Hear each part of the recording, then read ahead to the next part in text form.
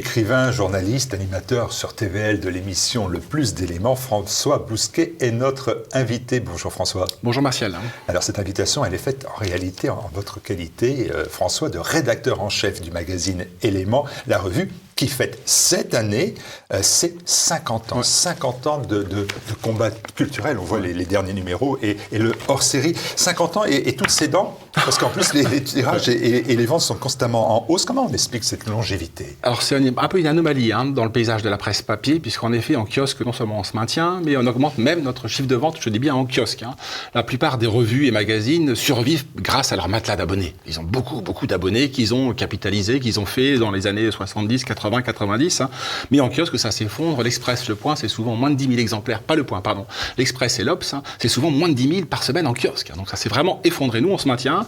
On a 50 ans, donc on est une revue vénérable. Il n'y a pas beaucoup de revues qui ont cet âge-là. Évidemment, il y a la revue de Deux Mondes qui doit avoir quasiment bientôt 200 ans, mais elles sont pas si nombreuses que ça. Et puis en même temps, on a su se rajeunir.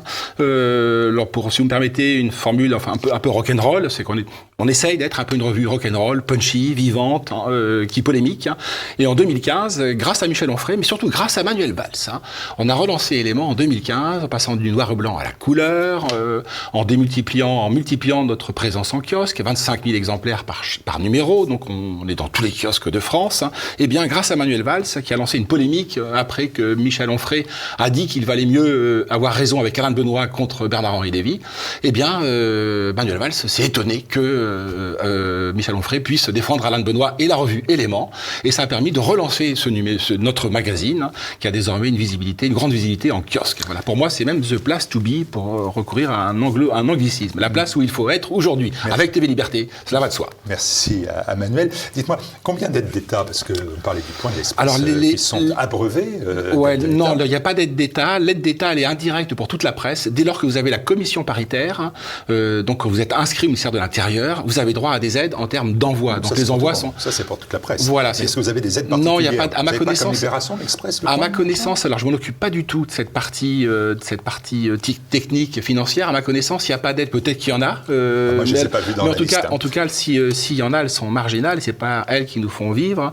ou qui nous maintiennent à flot, pour parler de nos confrères qui, eux, sont en train de s'effondrer, mais qui sont maintenus à flot précisément par ces aides d'État, alors qu'ils ont des actionnaires qui sont multimilliardaires. Voilà, en soins palliatifs. Si j'en crois la fiche de l'organe de désinformation Wikipédia, je cite, la revue défend une vision critique de la modernité progressiste et est rattachée à la nouvelle droite et plus largement à l'extrême droite. J'adore le plus largement. Que répondez-vous à ces contempteurs? Alors il faut savoir que les fiches Wikipédia sont des fiches assez sérieuses, solides et neutres, dès lors que c'est des sujets scientifiques, des sciences dures, etc. Dès qu'on bascule dans les sciences molles ou les pseudosciences humaines, ça devient très problématique. Et pour tout ce qui relève de la droite, c'est-à-dire nous Éléments, mais aussi TV Liberté, elles sont mécaniquement, systématiquement réécrites par des gens, j'imagine, qui émargent de la Fondation Soros ou à d'autres. Ma fiche personnelle, moi, il suffit que je rajoute un élément qui nuance, qui tempère ou qui pondère la vision d'extrême droite avec toutes les guillemets d'usage. Dans la foulée, je dis bien dans la foulée, elle est immédiatement corrigée par des antifas, une extrême gauche qui est très mobilisée, beaucoup plus que nous ne le sommes. Alors, rattaché à l'extrême droite, eh bien... je crois que c'est toujours le même mécanisme, ça vaut pour le RN, ça vaut pour Zemmour, ça vaut aussi pour TV Liberté, ça vaut pour Éléments, qualifié, c'est disqualifié. Donc c'est une manière pour le système de nous renvoyer dans le pavillon des cancéreux, de dire attention, n'allez pas voir, ces gens-là ne sont pas intéressants, c'est le mal. Ils ont besoin de créer un avatar, nous sommes un avatar, c'est l'avatar de l'extrémisme. C'est comme ça que ce système perdure, le système avec un S majuscule, en nous périphérisant, en nous renvoyant aux marges. Mais en aucun cas... Il y a plus de monde dans le pavillon quand même. Voilà, nous sommes de plus en plus nombreux. Le système est en train de... plus que de s'écorner, il est en train de se fragiliser, de s'effondrer sur lui-même. Peut-être qu'il se radicalise, très précisément. Moi, j'ai l'habitude de dire qu'ils ont une rente de monopole sur l'ensemble des médias centraux, et nous sommes les médias périphériques, alors que nous représentons le peuple central. C'est le paradoxe. À un moment donné, le réel corrige ce type de paradoxe. On est en train de se diriger vers cette correction, et tant mieux, quoi. Vision critique de la modernité progressiste, ça vous va? Oui, on peut le dire. L'élément produit une critique du progrès, enfin, en tout cas, l'idéologie progressiste progressiste, de l'idéologie des Lumières, celle de l'universalisme, qui veut que d'année en année, sur un temps linéaire, mais également progressif et ascendant, l'homme d'aujourd'hui est meilleur que l'homme d'hier. Non, en aucun cas, il n'y a pas de progrès moraux pour l'humanité. On a une critique, oui, de la manière dont les technologies, en particulier, sont en train, peu à peu, de se substituer à l'humain. On pense à l'intelligence artificielle, on pense aux colonisation de l'espace. Moi, grand lecteur de SF, j'en rêve, mais j'en connais également la contrepartie, c'est-à-dire une crise de l'homme dans l'homme. Hein. Une des fonctions d'Éléments, c'est précisément d'analyser cette crise de l'homme dans l'homme, qui est une crise qui traverse tout le XXe siècle, hein, et des familles intellectuelles qui sont assez proches de la nouvelle droite. Je pense aux non-conformistes des années 30, qui c'est des gens qui ne se situent ni à Washington ni à Moscou, mais dans une voie tierce, une troisième voie comme nous, esquissent un projet pour réhabiliter, faire en sorte que l'homme réadvienne de nouveau. Allez. Concernant la ligne éditoriale de la revue, là, je suis allé chercher un obscur philosophe communiste, Yvan Quignou, qui exprime, lui, un avis définitif. Éléments est une revue réactionnaire. Est-ce que vous validez ce terme, le propos, parce que finalement, la réaction, c'est aussi un peu l'aide? Moi, j'ai toujours en tête certains mots d'amis, journalistes au Figaro Vox, qui disent que Éléments, c'est justement the place to be, la place où il faut être, parce que à Éléments, vous êtes réac et sexy. Donc moi, la dimension réactionnaire m'a jamais dérangé. Rappelons que la différence entre le réactionnaire et le conservateur veut maintenir un statu quo, le réactionnaire veut maintenir un statu quo, mais antérieur, revenir un petit peu. Donc on peut procéder à une critique de la réaction, puisque on a un petit peu le regard dans le rétroviseur. Hein. Mais moi, non, c'est un terme qui m'a jamais dérangé. Je ne suis pas sûr qu'il en aille de même pour toute la rédaction, mais le propre d'une rédaction, en particulier celle d'Éléments, c'est qu'elle est plurielle. Hein. Il y a un certain nombre de points qui fait que nous convergeons les uns avec les autres. Critique de la modernité, en tout cas le visage qu'elle a pris, critique de l'individualisme, critique du libéralisme, critique des droits de l'homme, hein, éloge de la différence, hein, éloge du différentialisme. Hein. Donc tout ça, c'est le noyau, le multiple commun à toute cette rédaction. Mais après, sur la question du clivage droite-gauche, hein, il y a des débats au sein de la rédaction. Moi, je fais partie des gens qui maintiennent la validité du clivage droite-gauche, donc la réaction, et d'autres qui viennent de la gauche, certains même comme David Lépée de la gauche, ne se retrouvent pas du tout dans ce clivage. Hein, et de fait, la réalité électorale, en tout cas en France, leur donne raison. C'est important parce qu'en 50 ans, la revue a accueilli de très très nombreux intellectuels, mais notamment de gauche, oui. Ouvertement de gauche. Et vous avez souligné à l'instant que cette question du clivage gauche-droite reste présente, prégnante dans les débats intellectuels, notamment à Éléments qui avait traité de ce sujet il y a déjà plus de 30 ans. Et que vous retraitez donc lors d'un colloque, parce que ces 50 ans se traduisent par un colloque que vous organisez à Paris, et c'est un des thèmes que vous avez choisi. Parce qu'il est central, ce thème est vraiment central. Je le redis à titre personnel, je suis très attaché à ce clivage. Hein. Je crois qu'il a des réalités très profondes, hein, qui dans le tréfonds de l'âme humaine. Hein. Donc des réalités, un ancrage psychologique, anthropologique, pas seulement historique, pas seulement politique. Donc c'est vraiment quelque chose de très profond. Je crois qu'on peut définir quelqu'un par ce qu'il a de lui de gauche, hein, et inversement de droite, mais de fait, depuis 30 à 40 ans, en tout cas en France, hein, ce clivage est en train de se brouiller complètement, les gens ne veulent pas le voir, et Éléments et De Benoît ont été parmi les premiers à le voir. Hein. Si on se refait une généalogie sur les 30 à 40 ans d'évolution de ce clivage, hein, ça commence par mon sens. Hein. En 90-91, la première guerre du Golfe, hein, fait exploser le clivage. Hein. Vous avez de Georges Marchais à Jean-Marie Le Pen. Ensuite, vous avez Maastricht, qui fait exploser le clivage. Après, en 93, vous avez le fameux complot rouge-brun, qui est un pur fantasme, hein, auquel la Nouvelle Droite et De Benoît sont associés de très près, qui fait exploser le clivage. Hein.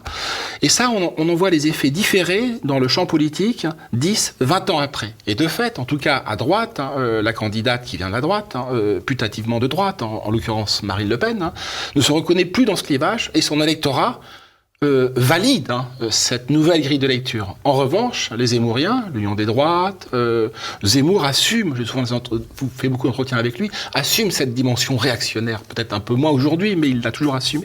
Eh bien, ça n'a beaucoup moins de prise dans l'électorat. Donc, de fait, les lignes ont bougé. Parce que c'est pas tout simplement d'être de droite, c'est plus dur à porter.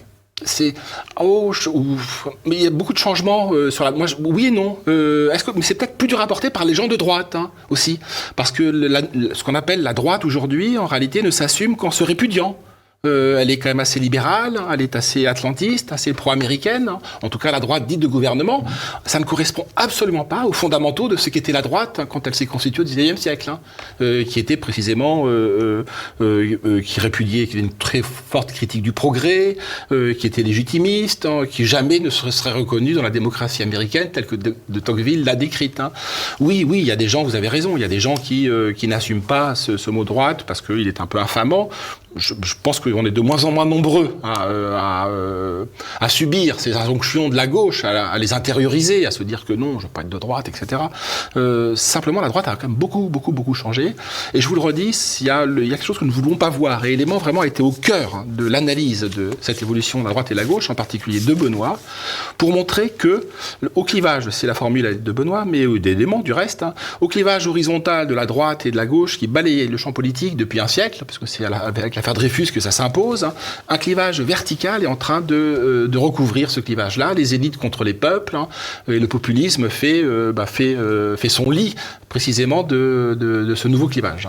Alors le 30 septembre, je l'ai dit, donc un colloque à la fois de fête pour les 50 ans, mais aussi de réflexion, on le voit, parce que vous avez, et j'ai été surpris lors de ce colloque, des thématiques qui sont abordées, qui sont puissantes, et peut-être pas si festive que cela. Par exemple, je pense à celle des penseurs anglo-saxons contre le libéralisme depuis 1973. C'est vrai qu'Élément parie sur les débats de demain, et j'ai bien compris, mais à jour ce qu'on pourrait appeler des retournements idéologiques. Mais est-ce que vous considérez que depuis une dizaine d'années, il y a du nouveau chez les penseurs anglais et américains et qu'il est nécessaire d'en parler lors de ce colloque de 50 ans? Oui, parce que depuis 10 ans, depuis que Thomas Intier nous a rejoint, en réalité, qui a rejoint la rédaction, et c'est lui qui, depuis 10 ans, mène à Élément les grands entretiens avec des penseurs anglais, britanniques ou américains. On pense à Thomas Crawford, mais à d'autres, dont on a pu faire des couvertures.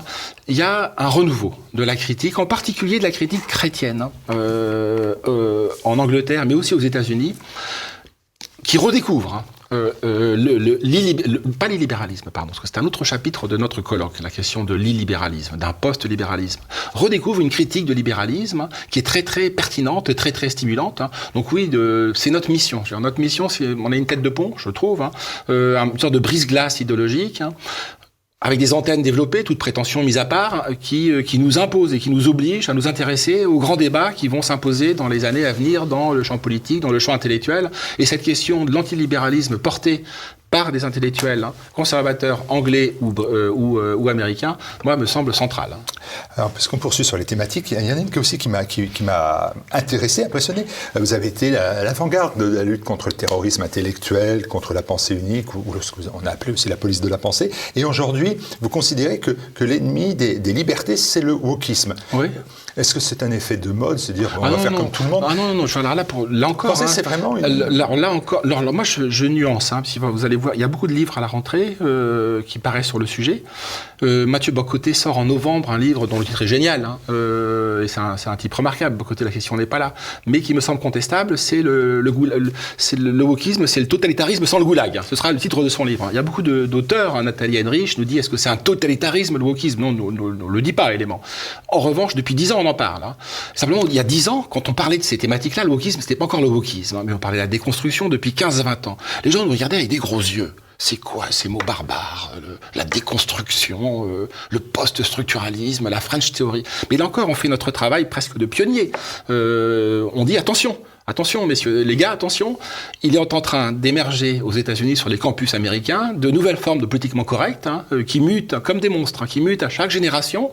On est passé du politiquement correct à la pensée unique, de la pensée unique désormais au wokisme. Donc on alerte les gens, c'est notre travail. Moi, le wokisme, on en parle dans Élément depuis que le terme s'est imposé à peu près sur les campus, donc il y a 5-6. C'est un peu moins. C'est avec George Floyd, en réalité, que ça s'emballe. Mais on est les premiers à parler des crimes de haine, je pense, en France. Parmi les premiers, là encore, moi, j'ai des réactions de mon entourage. Mais c'est quoi ça, un crime de haine? Désormais, un crime de haine, c'est un crime forcément contre un racité, contre une minorité. Donc oui, ça va de plus en plus vite. Le basculement des idées par-dessus l'Atlantique se fait désormais en temps réel, alors que jusqu'aux années 80, 90, il y avait un décalage de 10, 20, 30 ans.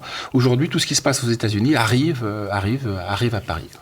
50 ans de combat culturel retracé, et pourtant aussi un colloque, parce que si je donne que quelques thématiques, on va peut-être pas avoir une vision exacte de ce que vous souhaitez comme colloque. Il y aura aussi des questions d'actualité brûlante, comme le conflit en Ukraine, avec notamment les excellents Régis Le Sommier et Slobodan Despot. Tous les deux seront proches de la rédaction. Régis Le Sommier reviendra d'un reportage en Ukraine, mais on sait que via Omerta et via ses reportages, il a précisément, ou comme TV Liberté et comme Élément, un point de vue pas mainstream, pas poutinophobe de manière délirante, tel qu'on peut le voir sur LCI, sur les plateaux de télévision, la TNT, et Slobodan Despot, qui est aussi rédacteur d'Éléments, qui est pour moi un vieil ami, un vieux confrère, puisque nous avons commencé ensemble dans l'édition, et qui aujourd'hui dirige une lettre remarquable qui s'appelle l'Antipresse, et tous les deux vont nous apporter un éclairage qui recoupe un tout petit peu le hors-série que nous avions sorti, consacré à la Russie, pour faire entendre un contrepoint sur, comme ce que vous faites à TV Liberté, contre le déferlement de russophobie qui travaille le corps social depuis des lustres et que les conservateurs ont remis au goût du jour. 50 ans. 50 ans, ça se fête, et l'actualité peut aussi céder place à des rétrospectives. Après tout, vous les découvrirez aussi, parce que vous aviez en 1973 5 ans. Oui, exact, je suis 68. Donc, ça a des choses à découvrir. Oui. Comme moi, Pascal Estric, le directeur de la rédaction, annonce une exposition virtuelle. C'est quoi une exposition virtuelle? Eh bien, elle ne durera que le temps du colloque. Donc le colloque va se décomposer. Éphémère, alors. Elle est éphémère, oui, éphémère. Cela étant dit, on va en tirer un film, qu'après on postera sur nos réseaux sociaux, et peut-être à TV Liberté. On va reprendre les grandes couvertures, parce qu'il y a une tradition à Éléments de mettre en une des illustrateurs. C'est pas le New Yorker, n'exagérons pas, mais nous avons quelques beaux illustrateurs qui ont participé à cette aventure. Je pense à Aramis, je pense à Marceau, je pense à Conque, à Jacques Druillet, à des grands dessinateurs qui ont soit illustré les pages intérieures, soit illustré les couves. Aux polémiques, parce qu'il y a eu des très très grandes polémiques contre la Nouvelle Droite en 79, à l'été 79, quand la Nouvelle Droite tenait en grande partie le Figaro Magazine, les Valeurs Actuelles. Il y a eu des polémiques monstres dont on n'a plus idée aujourd'hui.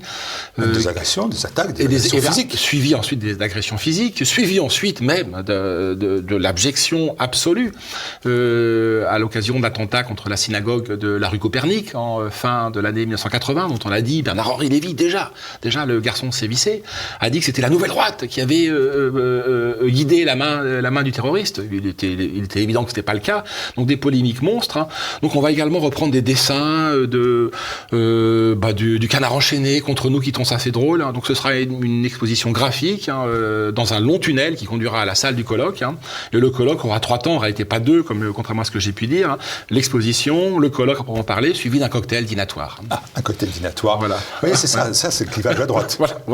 Oui, exact. Bon, avant de donner tous les détails pratiques de cette journée, donc du samedi 30 septembre, on ne peut pas dissocier la naissance, la croissance, l'essor de cette revue Éléments, dont le dernier numéro indique nos 501 imposteurs les plus néfastes. C'est assez drôle. Très drôle. Et le premier en tête est Bernard-Henri Lévy. Bernard-Henri Lévy, Sandrine Rousseau, Jacques Attali, on est tous d'accord, on signe. Il faut évoquer, bien évidemment, parallèlement à cela, celui qui a été le rédacteur en chef en 73 de la revue Éléments, qui est un peu l'inspirateur de ce magazine, de cette revue et de ce courant de pensée. C'est Alain de Benoît. Comment définiriez-vous l'homme et ensuite l'œuvre? Alain de Benoît, l'homme. Alain de Benoît, l'œuvre. L'œuvre importante d'ailleurs. Oui, l'œuvre est conséquente, 2000 articles, une centaine de livres, et puis c'est un revuiste, il a 3 revues, Crisis, Nouvelle École et Éléments. La personnalité, l'homme ne ressemble pas du tout à la figure du mal qu'on a pu créer, qui est un cas de double dostoïevskien, de dédoublement. On a créé un double, un avatar. L'avatar, la formule est de Michel Onfray.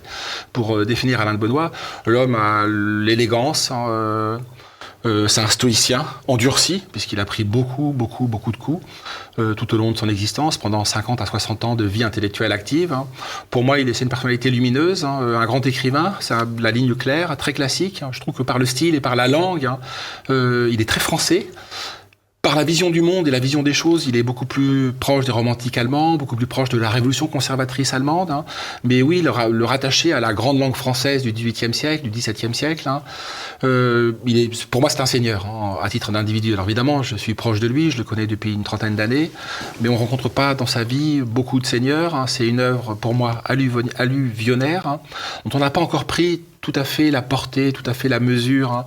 Il a porté, alors évidemment, c'est la figure emblématique, hein, mais c'est également un intellectuel individuel, mais un intellectuel collectif, un intellectuel français, mais aussi un intellectuel européen. C'est-à-dire tous les grands rêves des philosophes, je trouve qu'il les a accomplis.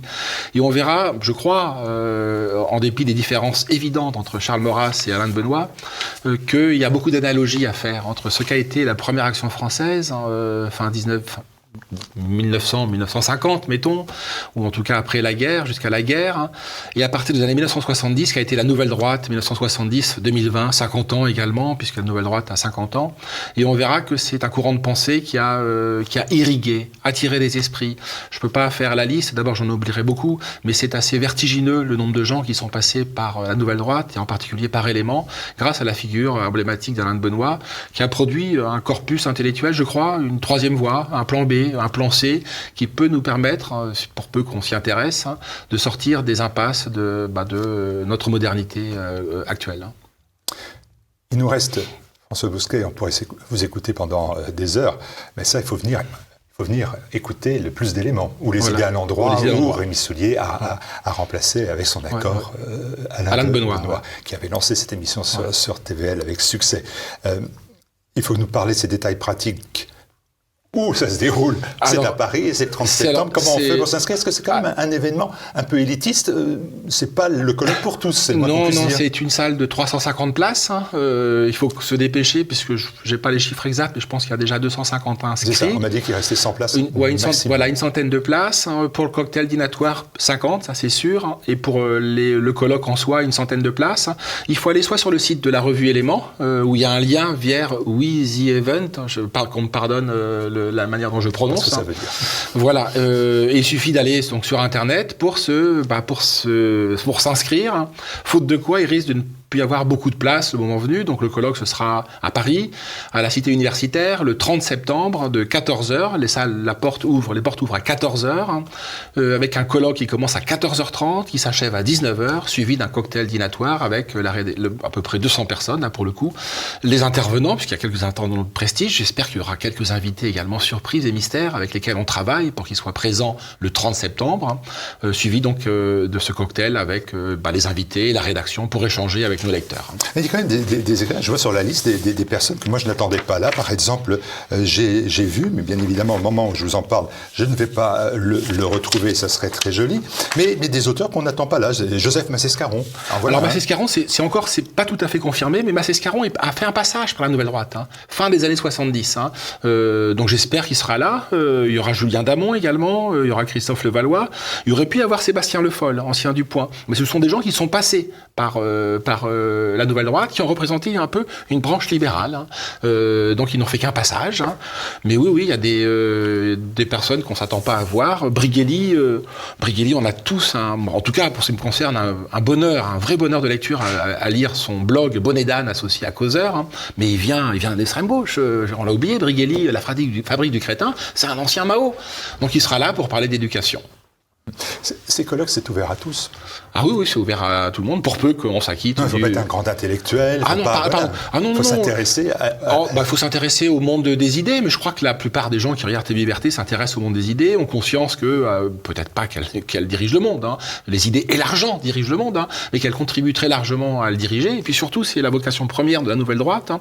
Et tiens, c'est pour ça qu'Élément a été créé. Si vous me permettez une petite parenthèse, hein. Élément a été créé en 73, alors que la Nouvelle Droite, à l'époque, s'appelait le GRES, le groupement de recherche pour l'association européenne, hein, d'études et de recherche, avait une revue phare qui s'appelait Nouvelle École. Magnifique revue Nouvelle École, parce que c'est un objet d'art, c'est un beau livre, mais en même temps avec des papiers, là pour le coup, d'intello, arides, solides, etc. Et on a créé Nouvelle École, Jean-Claude Vallat en particulier, magnifique journaliste, hein, parce qu'il voulait revenir au cœur de la Nouvelle Droite. La Nouvelle Droite, c'est pas que les idées, c'est le combat des idées. On a créé Éléments en 73 parce que nous voulions que Éléments pèse sur le combat des idées. Moi, je regrette que pendant 15 à 20 ans, la Nouvelle Droite, des années 2000, fin des années 90 jusqu'au début des années 2010, la Nouvelle Droite a un tout petit peu déserter cette question du combat culturel, alors que c'est de Benoît qui le premier l'a théorisé, le fameux gramscisme de droite. Si on veut gagner le pouvoir, il faut d'abord gagner les idées, il faut d'abord gagner les cœurs et les cerveaux. Donc non, tous les gens qui s'intéressent au combat des idées ont vocation à nous lire, à participer au colloque. Alors on récapitule, voilà. On lit Éléments, on l'achète en kiosque, ou on s'abonne. Ouais. Vous êtes d'accord avec moi, c'est beaucoup mieux. C'est à chaque fois. On va le colloque, en sachant que cette émission est enregistrée le 15 septembre pour les chiffres de réservation, etc. Bien évidemment, on est à 250 personnes au 15 septembre. Donc, on s'inscrit au colloque. Si on ne va pas au colloque, eh bien, on suit les émissions du Plus d'éléments, qui est la version audiovisuelle finalement. Voilà, cette année-là. Mais aussi Les idées à l'endroit, qui est un des livres phares de Benoît. Et il a créé l'émission ici. Et c'est, vous l'avez dit, Rémi qui l'a reprise. Et puis moi, mais là c'est plus la librairie, Orage de papier, mais de fait, la nébuleuse, si je puis dire, Nouvelle Droite, Éléments, Crisis, Nouvelle École, mais aussi Nouvelle Librairie, coparticipe à 4 émissions au sein de TV Liberté. Donc, rendons grâce à TV Liberté de nous accueillir. Et c'est très bien ainsi. Merci beaucoup François Bousquet. Merci François. Merci Martial.